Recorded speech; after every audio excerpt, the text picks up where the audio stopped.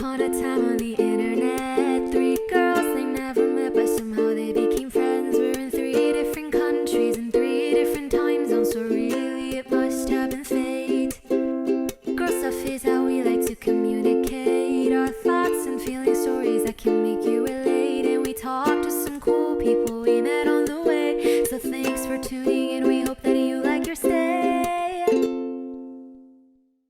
Hey, I'm Hannah. Hi, I'm Mel.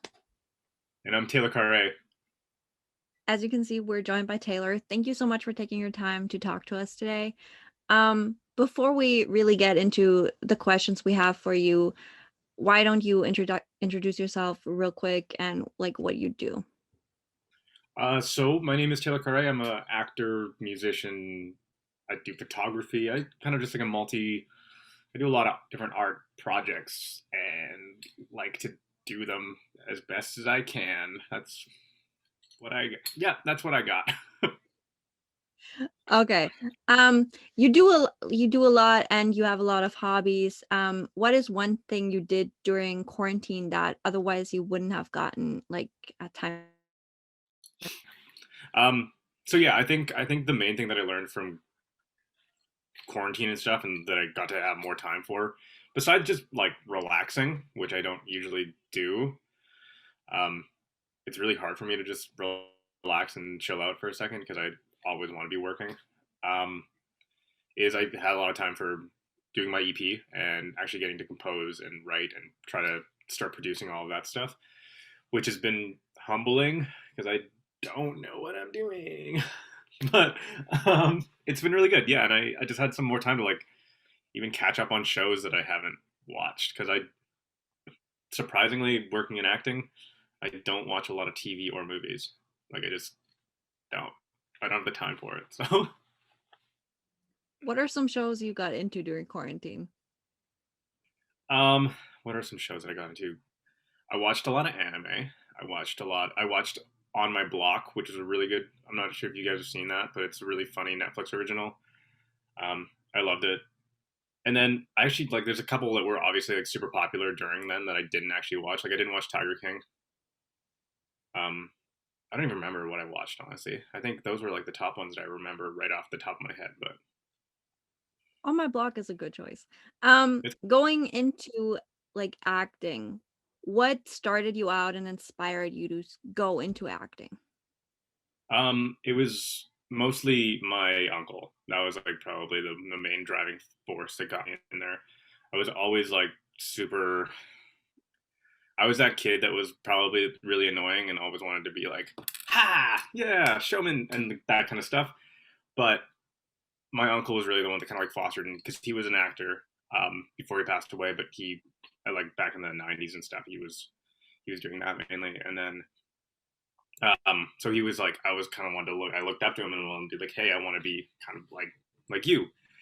So that's kind of what influenced me to even consider pursuing it because I probably would have been doing food chemistry or something otherwise.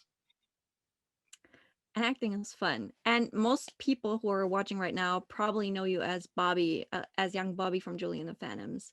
But you've also had smaller roles in like Riverdale and Supernatural. What is your favorite thing about acting? I think it would be probably being able to take on new challenges and experience new lives that you don't really get to do on a regular day to day life. Like most times, I wouldn't get to act like a rock star. That's not something that I get to do in my day to day life, and most people don't get to do in their day to day life. I don't think, and I think it's really cool to just be able to, even if it's just for a week, to be able to jump into that and make that your life. And that's one of those things that I really enjoy about acting and being able to get really immersive into something. Yeah, that sounds amazing. Like jumping into a different like mindset and just character. Um, do you have any secrets as how do you get into a different character? I mean, every character is so different. So certain ones, there's definitely like if it has to be very emotional, then I have my own emotional triggers and things like that. But a lot of the time, it comes just from an idea because you meet people and you know people that are like that, and you kind of be like, oh, what did they do? And that's kind of what I go for when it comes to building a character. But it really just, yeah, it depends. It depends on the character itself, because some of them are very close to me, and I'm like, oh, that's easy. I can just do that. But others, I have no idea what I'm doing, so I base it off of somebody that I know, whether it's like my dad. Usually, if I want to play it's like somebody super awkward, I'll use my dad because he kind of has like a nervous, awkward energy to him. If I want to play someone a little bit cooler, I have people for that too. Okay. In previous interviews, you mentioned that you were on the set of Julie and the Phantoms only for like a couple of days. How did that impact your portrayal of the character Bobby in what way? Well, it made me like rush a lot to like try to figure it all out. It was that was another very humbling experience. Yeah, so I would say that I pretty much just had to like jump right into it and try to understand like the dynamic of the band and try to like everything that they do as a band. Because originally I didn't even that was probably my first time playing electric guitar for real. Like I'm like I play acoustic. I played a lot of like folk and jazz and stuff like that, and I didn't really have to play a lot of electric. I mean, I think that was one of the first times I even had to like technically learn that kind of those skills because like guitar, when you do like punk pop guitar, it's so much different than folk folk music or like jazz. Um, and I think that was a big thing about it that I really had to like learn. But I think it, as for the portrayal of it, I kind of just had to make sure that hey, that all the dynamics work together. Yeah, and you were on the set, as I mentioned, only like for a couple of days. How did Hmm. you, in that rushed like time, how did you create a connection with the cast, considering the filming schedule? Well, they were all super nice right off the bat, so it was pretty easy for me to jump in. So they were all very welcoming and stuff, and I got to meet the guys pretty much right away because I came in to set on when they were doing Other Side of Hollywood, and I was just hanging out there. Got to see the number and stuff like that, and they were filming the scene where they were eating all the burgers and stuff like that. Um, that was cool to see. But but yeah, in between their breaks and stuff, when they weren't on set, obviously, then they would sit up and I'd be practicing guitar in the green room, and we would just talk and stuff, and I got to know them a little bit. And then we had rehearsals and stuff like that, and all that kind of stuff, just to be able to kind of feel it out and like, hey, what are we gonna do here? And I mean, that's part of acting too, is being able to just make chemistry, which is a kind of a weird thing, but it's fun. I bet. Um, did you expect from like you had a rather small role, did you expect like the immense reception that you've gotten from it? Never.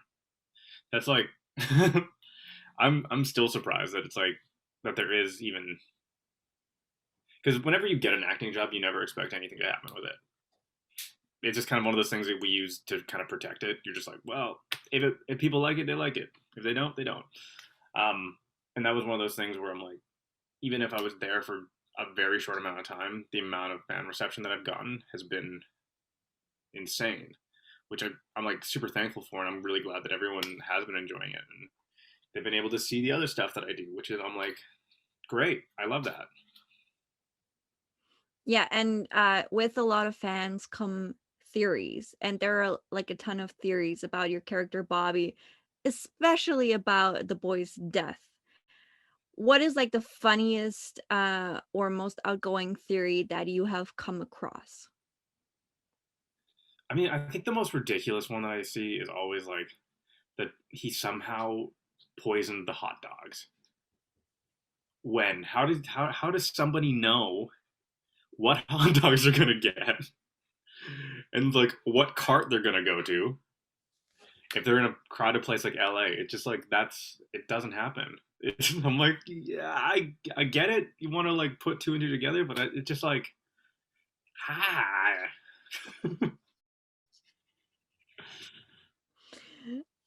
We don't know a lot about Bobby or his like history, or what would happen like after he found out that his friends are dead. What is one aspect of Bobby, well, or Trevor's character that you would like to dive deeper into should we get a season 2? I think it would be really interesting to see, I guess, what happened after and what happened, because that's kind of like there's definitely, I mean, there's obviously 25 years of what happened after, but um, it's how, yeah, how did, I think that's kind of what happened. How did he go from Bobby to Trevor? I think that's kind of an interesting area that I would like to explore a little bit. And what were the points leading up to that? And now I think we're gonna deep a little deeper into photography. But diving into photography, you know, Mel and I are both photographers, you're a photographer. And one of the things that we did want to dive into is just the concept of photography and kind of like the story behind how you got into it. So, like, if you could just let us know, like, how did you get into photography and why you love it so much? Well, in high school, I used to do like videography, which I loved, but I also wasn't that good at it. Um, but I was lucky enough to like apply for some bursaries in high school, and I got some, so I bought my first camera. I didn't use it forever, um, but then eventually, when I was bartending, you have to take photos for drinks and stuff all the time. So one of the I think my hotel director, they asked me to take photos of the menu, so I did. Then they asked me what my rate was, and I said, "What? What does that mean?" Because I was like, "How you make monies? Okay, yeah, money. Let's do that. I'll get back to you tomorrow." I figured out what a rate might have been. I said it, and then I started doing it professionally. It was terrible. The shots were terrible. I don't know why they would have paid me any money for them, but they did. And then I just slowly kept on getting better, doing more and more food. And then eventually I was like, hey, I know a lot of actors. I'll take photos of you because why not? And then I came back to doing food again because I love doing food. So Yeah, definitely. I think one of my favorite things is when I graduated and they were like, "Okay, so how much are you charging me?" I was like, "What? How much does anyone charge anyone? What are you talking about?" So no one tells you about like what a going rate is. yeah, I had to actually Google it. I was It's like, very "How odd, much do actually. I feel like that's one photographers of the make?" things that photographers are talking about. Exactly. Yeah, 100%. I'm But with the you. thing is like they make different things in different ways. Yes, Hmm. they do. They do. They make, yeah. Everyone charges different stuff. And even within the same niche, like if we were both doing food photography, I would charge different than what you would charge, which is crazy on its own because there's Yeah, I no mean, there's level. no, you go ahead. There is no market price, but there is like a level to it. At a certain point, if you get into like bigger clients, then everyone's kind of like pitching around the same numbers, but nobody tells it. But I mean, even for photographers, if you're looking at a professional world, that makes it so you can negotiate it better. If everyone has like a base idea, then nobody's undercutting.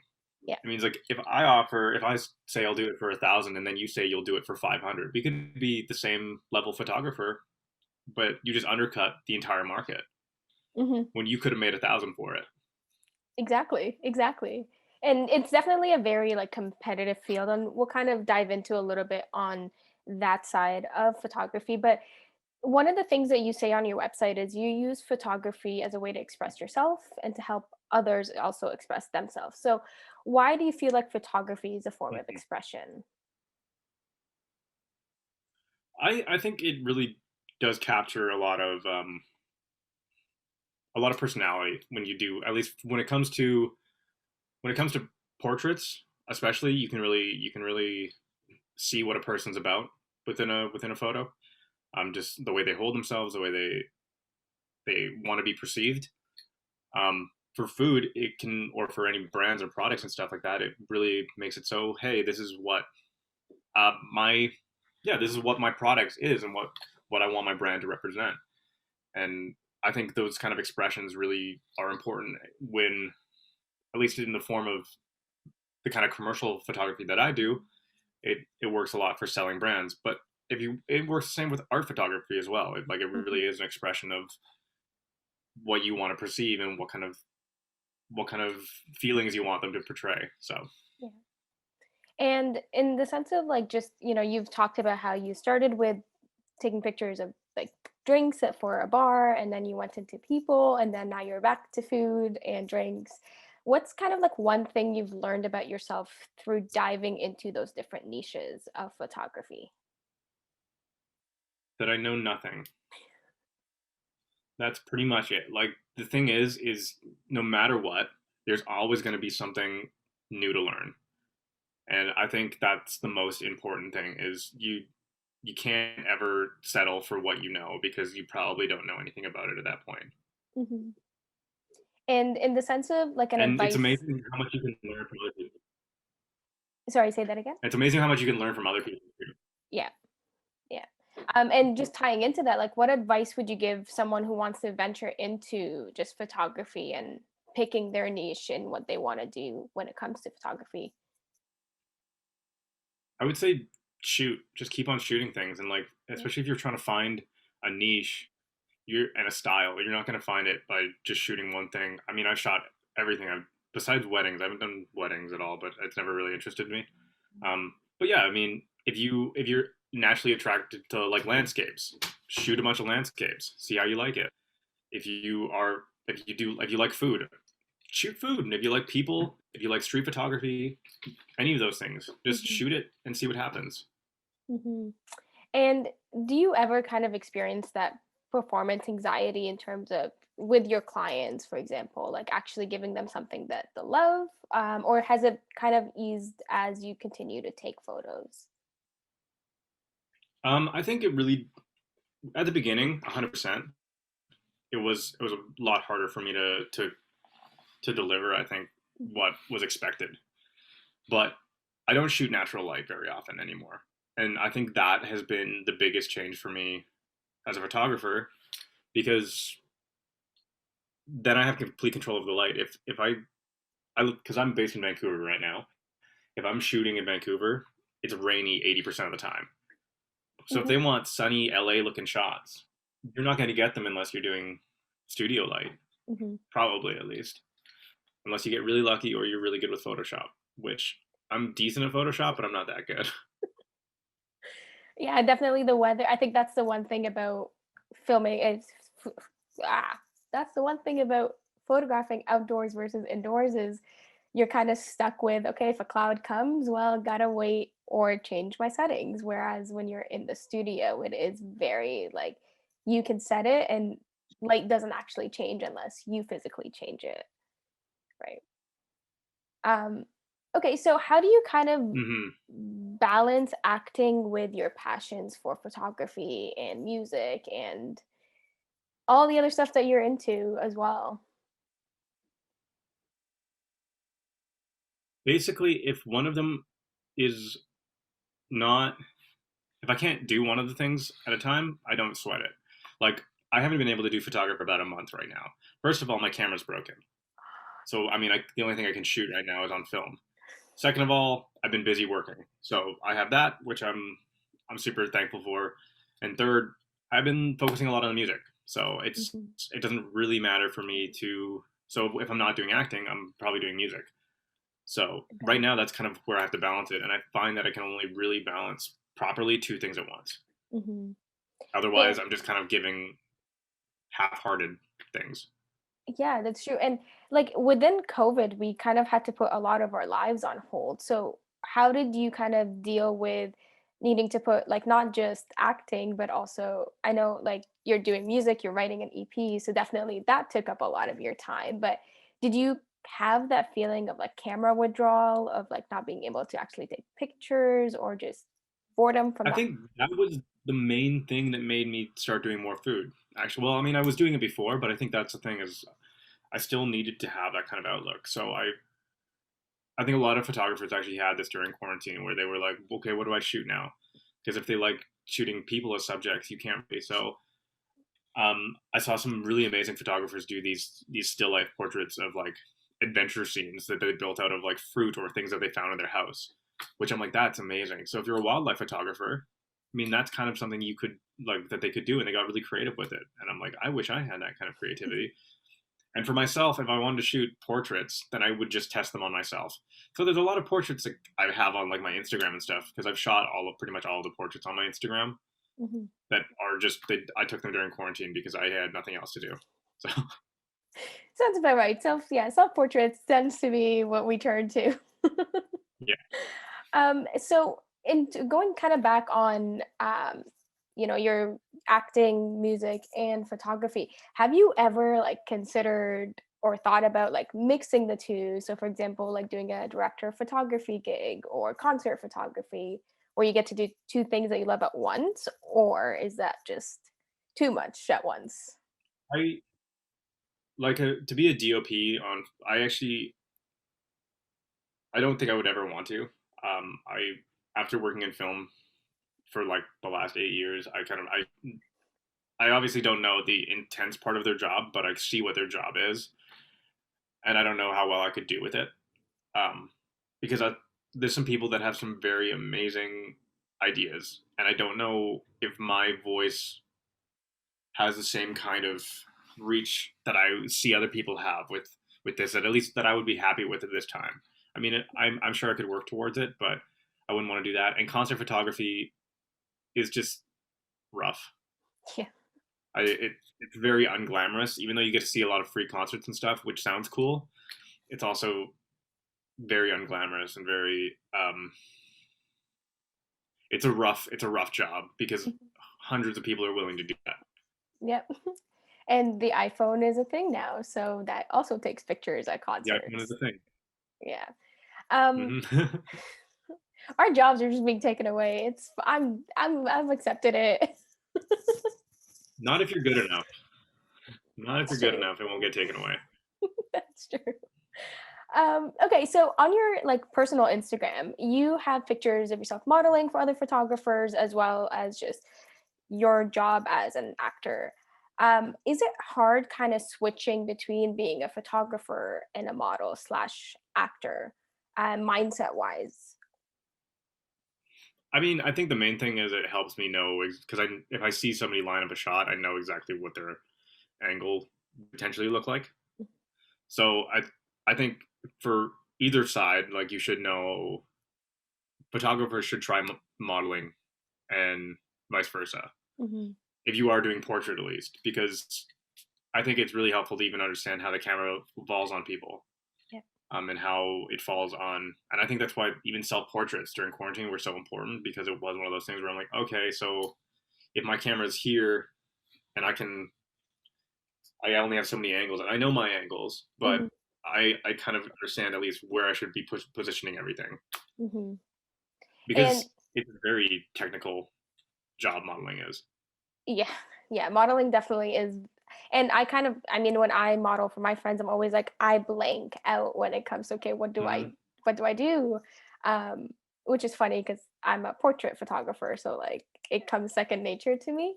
Yeah, But like for you, like what kind of is an advice that you would give someone who wants to go into portraiture, in the sense of kind of what you were just talking about like knowing angles and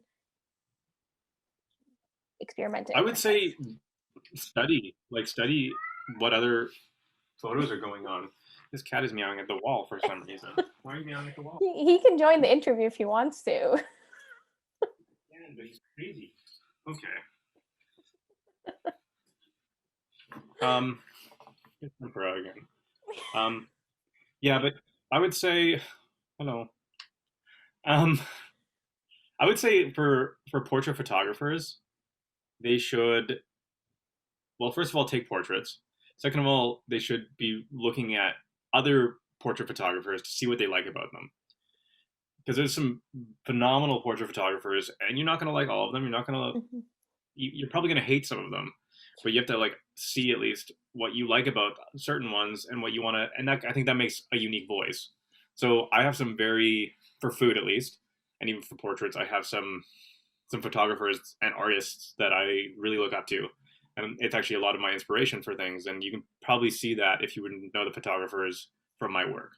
And Mhm. I think that was one of those things, especially to find a voice and to kind of find a style and how you actually like to shoot. Just shoot portraits and find out what you like. Hmm. Yeah, and I think because of like this is such a very hands-on kind of job or hobby or career or whatever it is, like you definitely have to keep doing it so that you can find out what you're good and not good at. Yeah, Otherwise, it's I think that's with everything, like music and graphic design and like everyone has their strengths and weaknesses. So definitely, I definitely agree. Shoot, try everything, do it on yourself, try it on family, pets. yeah. Just figure out what you like. Like Yeah. honestly, just figure out what you like, and it Yeah. doesn't have to come overnight, but you eventually will want to because it eventually it will suck if you just shoot what you don't like. Hmm. You'll That's just grow to hate it. that's true. That's true. So, if you could photograph any person, dead or alive, who would it be? Robin Williams. Okay. I think he'd be so fun to photograph. Yes. You just reminded me of Robin Williams, and now I'm just gonna go cry. I'm I truly. know. Honestly, he's one of the only celebrities that died that I actually like got emotional over because it's one of those things where I'm like, oh my god, you were a huge part of my childhood growing up, first of all, and it's like, yeah, huge inspiration for me. So Hmm. Yeah. No. Definitely. All right. So, speaking of Robin Williams, this does not relate whatsoever, but we're gonna go into music, and talk a little bit about music with you. It's kind of intriguing that you're doing an EP. Like, I'd love to hear more about that, but Mel's gonna ask a few questions, and we'll see what she brings up. sure. Yeah, let's start with music. You clearly have a passion for music. But where did that passion come from? What inspired you to start music? My family is very musical to begin with. My dad's a very proficient guitar player, and my mom's a fantastic singer. Um, so it's always one of those things where I grew up always around music, anyways, and music has always been a language to me that I very much could understand and feel through. Even though like for me as an actor, I always have had issues with things like getting emotional and having blockages on me there. But with music, it's one of those things that if it hits you, hi, if it hits you, then it really does, and you can really feel it, and it's very unbiased, and it's a very pure kind of emotion. So, and I think that's one of those things that really inspires me in music is when you can really understand how music affects. That's one of those things that keeps me wanting to make it. And that's awesome. We know you play guitar. Do you play any other instruments or anything else you want to learn? So I play piano. That's my main instrument, actually. I don't usually play it on many things just because it's a really hard instrument for me to record, even. So it's guitar. I can just plug it in and go, but like piano, I'd have to actually track it and do everything in. So I could probably do more piano stuff, but I can do that. I can kind of. I'm not. I wouldn't say I'm a bass player, but I understand how bass. I can play it. Terrible at drums, so I wouldn't want to do that. But I really want to. I really do want to learn trumpet, um, to a place that it's like really good. And obviously, I sing, and I used to play the baritone tuba. So that's a fun fact. Okay. Um, Going into like a little bit about like your music history. What are like people who inspire you musically? I would say it was a lot of '90s singer-songwriter stuff, R&B, and jazz. That's like probably my biggest inspirations for music. Um, I really love the sound of those kind of instrument or those kind of compositions. And also like Disney musicals and stuff like that. Those were like I still love like Disney musicals. Like Alan Menken's one of my favorite composers who he did all the music for like Newsies and Aladdin and I love a lot of that stuff. So but I would say jazz is one of my biggest influences, just the way I write music, at least. Okay. Um, but going on from like your inspirations, what is one artist you can listen to on repeat and never get tired of? Um, Bill Evans, who's a jazz pianist from he was mainly active from like the 40s to 70s. Um, he'd be the one that I could listen to him all the time. It's very instrumental, but as for singer songwriter stuff, um, that's hard. That's really hard for me for that kind of stuff. But there's so many artists that I have that I absolutely adore. So And we've seen you posted various of covers on Instagram and TikTok. mhm. You mentioned an EP. What is kind of like the vibe that you have on the EP going off like genre and like music styles? I would say it's kind of like fusion sad boy R&B kind of vibes, I would say. Um, yeah, I it's a little funky. There's a little this. I've kind of teased how Clouds sounds a little bit. I've never posted the actual like version of it yet, even though I do have it recorded, and I just need to. I'm hoping to have Clouds completely mixed and finished by the end of March. So hopefully that it's just going to come up on this table, but hopefully that will happen then, and then there might be music, which Well, is I think, exciting. yeah, I think I can speak for Hannah and me both that we're really excited for that. But on the topic of TikTok, I want to know, where did your username come from? Oh, Mentos. I was. Yeah. Have you seen the Mentos ads? No, I don't think we have ads for Mentos here in Germany. I'm not sure. Okay, so there's a series of '90s ads that like it goes like Mentos freshness, it's Mentos freshness, Mentos freshness, it's Mentos freshness for life, and then it's like Mentos, the fresh maker, and then it does that, and then like I was like, okay, well, I didn't want to put my name on TikTok because like all of my things are my name, so I was like, okay, well let's do Mentos freshness because there's no way that's taken. I personally, I love that. Best username. And it was so It's a fun, funny when people started like finding your TikTok. yeah. I had So, it for a long time before. yeah, I don't even remember how I found it. I think I don't know. Some people went through I think all of all of the people who Tori follows and then somehow found you. I don't I think you I should don't have think they did. I think they actually found it from my friend Maddie, who is on Teenage Bounty Hunt. Okay. So because Tori doesn't even follow me on TikTok. I don't think. Fake So I guess friend. Tori Fake hates me as friend. well. No, she doesn't. Tori's actually like just down the street from me right now, and I'm like, come on, Tori, what the fuck? We'll hound her. We'll hound her because I don't know. I think she deserves to see some singing and cat content on her For You page. I should probably make more TikToks, shouldn't I? But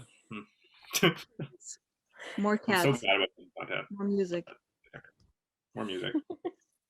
Honestly, yeah, more listen, people will love anything you put out. I've come to realize that I've seen it firsthand where people are like, "Oh my god, Taylor just posted like a 2-second snippet of a song and I'm like, "Yes, you should be."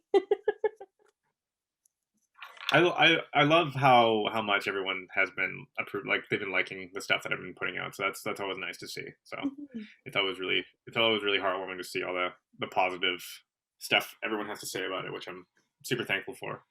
Well, once Clouds comes out, you can just wait for Mel and I to just post all about it on every platform that we have. Don't you worry. Thank you. I You got it. appreciate that. We'll be your I'll number probably be one hype posting it people. on a different Instagram handle than my own, but I'll probably post it on my regular one. So I already Okay. have all that lined up. Okay. Okay. Well, we'll still wait for it. It's okay. Wherever it goes, we'll find it one way or another. Because the fandoms just find everything, and They do. They're good at that. I mean, yeah, they found my TikTok with no hints. Well, exactly. one hint. They had one hint. They had one hint. Exactly. They had one hint, and now they might see it even more. Who knows? Who knows? Sorry, we outed you out. I'm so sorry for that. That's okay. Please It's already forgive there. us. If I feel like if people wanted to find it, they can find it. Yeah, yeah, that's true. So just, to wrap us up, one of the questions I wanted to ask is kind of like, what have you learned about yourself in 2020 that you're bringing into the new year of we don't even know what's happening tomorrow? I would say what I learned would be, hmm, what did I learn? Besides like how much boredom I could deal with, and like Yeah. I would say the value of having genuine human connection was pretty important that I've found out. Hmm. Um, yeah, I think that's like a really big thing that I learned about because like when you don't actually get to see anybody for so long and like being able to connect with anybody is always like really nice actually. So um, and it also made me realize how much I like hugs. Like hugs are great, but like also you can't just hug people now. So which I understand as because hey, we don't want to die. So like let's Yeah. keep on not hugging each other for now. But still, yeah. Yeah, I know. I'm a hugger. I'm a very much of a hugger. So the lack of hugs this year has definitely been very hard on the heart. So I feel you. But I think like going into 2021, I think there's a lot of I have a lot of um I have a lot of hope for the future. It's very like I think it's very exciting anyways. Um and it's really made me like hone in on a lot of the stuff that I've already liked to do. Hmm. It's really made me want to do more of the stuff that I want to do. It really made me like because it's made me realize that I have a lot of external factors that are making things happen for myself. And I don't and I think being able to make those things happen for myself by on my own accord is just as powerful, if not more. Hmm. And kind of like in the sense of just touching on COVID and the pandemic, you're filming right now. So how has it been filming in the middle of a pandemic versus 2 years ago when you could just jump on the set and, They have go a lot kind of more thing? protocols. There's a lot more protocols involved, Hmm. and that's the main thing. Is like there is so much. Well, you sanitize everything, and obviously they're not allowed to have so many people on set, and we always wear face shields when we're on set, unless we're filming. Um, and yeah, it's very interesting how the dynamic works. It also makes it so I eat less while I'm on set because you have to actually order the food from people because there's this thing called crafty that we call it at least in Canada, Hmm. where it's just where all the food table is. And before I did this on Julie and the Phantoms, you can just go up and grab whatever you want. Grab some fruit if you're feeling healthy, or more realistically, grab three halves of a donut. Grab like peanut butter, pretzels. Grab some M&Ms, some gummy bears, and you just go. Yeah. But now I get judged by all the people at Crafty because hey, why are you ordering 60 mango gummies? And I'm like, let me live, man. So, but also, it just makes it so I don't have to just binge eat Yeah. random food that I don't need. Well, I mean, I would personally love to have someone where I could just be like, "Hey, I want those Coca-Cola gummies, like now, please get me a bag." It it sounds great, but when you used to having the autonomy of just being able to go, Yeah. and then you have to have a middleman where they're just there, and you have to be like, oh, you just saw me 5 minutes ago. Am I really gonna ask you for more of these? Oh yeah, for sure. Like I think that's the thing is like COVID's changing the realities of what we usually do, And Hmm. I mean, I haven't left my house except today to go get a checkup done. But like, I applaud you for still being able to do what you love to do, you know, and as much as it sucks because of all the protocols, like it's still pretty fun. I saw the sneak peek photo they I think posted yesterday. So yeah, Karis put a photo up yesterday, and they yeah, it's still been really cool though. I mean, I don't think set has changed that much. They're just way stricter, obviously, about what you can and can't do, and they're very strict on sanitizing, and they're very strict on protocols there, which is great. Like I love that they are. At least they're trying to take it seriously. So yeah. I've heard some sets that haven't been doing that at all, and that's like kind of a little infuriating when we're in the middle of this. But it hasn't been nearly as debilitating or anything as it has, as someone would assume. Yeah. And if you could switch bodies with anyone for an entire day, who would it be? My cat, maybe. I would just like to chill out for a second. I don't know. Which is so funny considering you spent like the last year at home. I know, but like having responsibilities can be a drag sometimes. Yeah. But besides that, I think it would be really interesting to like see somebody who is way busier than I am. Like somebody like Elon Musk. Like what would he be like? Or like Queen Elizabeth. What would she be? Like what is her day like? I think that would be really interesting. But like somebody who has way more responsibility than I do. Because let's face it, I don't have that much responsibility. I just have to make sure that I don't die. Yep. I mean, I would switch bodies with someone in Australia just so I can, you know, be in the future and forget about COVID, put it in the past. But oh yeah, right. Yeah, that would be good. Or my dog, she sleeps the whole day, so I'm like, I'm jealous of you. You don't have to wake up at odd hours of the day for work. So. What about you, Melissa? What would you do? Who would you switch with?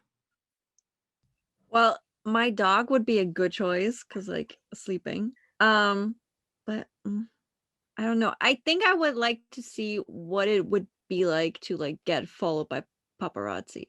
I don't know why. Would be like Kim Kardashian, is that? I don't know. I don't know if I could deal with that family for a whole day. But like I don't.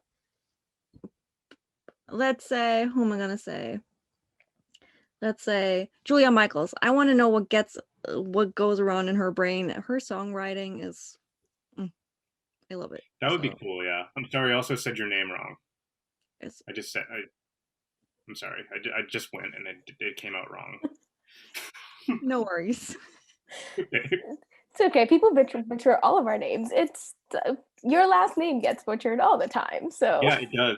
So that's how I know how it feels, because it's never nice. It's like okay, cool.